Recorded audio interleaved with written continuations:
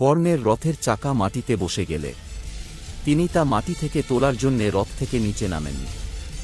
এ সময় তিনি নিরস্ত্র ছিলেন। ভগবান শ্রীকৃষ্ণ তৎক্ষণাৎ অর্জুনকে কর্ণের উপর বাণ মেরে হত্যা করার নির্দেশ দেন।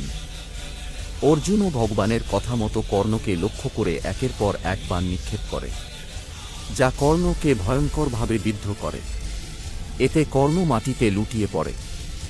মৃত্যু পরবর্তী সময়ে মাটিতে লুটিয়ে পড়া কর্ণ ভগবান শ্রীকৃষ্ণকে প্রশ্ন করেন, তুমি তো ভগবান, তুমি তো করুণাময়, তুমি তো ন্যায় বিচার করো, তাহলে কেন একজন নিরস্ত্রকে হত্যা করার পরামর্শ দিয়েছ? সচ্চিদানন্দময় ভগবান শ্রীকৃষ্ণ স্মিত হেসে জবাব দেন, চক্রব্য হে অর্জুন পুত্র, অভিমন্যু নিরস্ত্র হয়ে গেছিল যখন সকলে মিলে তাঁকে নৃশংসভাবে হত্যা করেছিলে। তাঁর মধ্যে তুমিও ছিলে। তখন তোমার এই ধর্মজ্ঞান কোথায় ছিল কর্ণ? এ জগতে যে যেরূপ কর্ম করবে আমিও তাকে সেই রূপ কর্মফলই প্রদান করি, ইহাই আমার বিচার।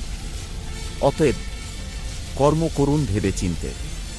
আপনি আজ কাউকে কষ্ট দিলে, যন্ত্রণা দিলে, অবজ্ঞা করলে, কারো দুর্বলতার সুযোগ নিলে, আগামীতে আপনার জন্যেও সেই একই কর্মফল অপেক্ষা করে থাকবে এবং স্বয়ং ভগবান আপনাকে তা প্রদান করবেন। হরে কৃষ্ণ। বন্ধুরা, যদি আপনাদের আমার ভিডিওটি ভালো লেগে থাকে তাহলে আমার চ্যানেলটিকে সাবস্ক্রাইব করে দেবেন।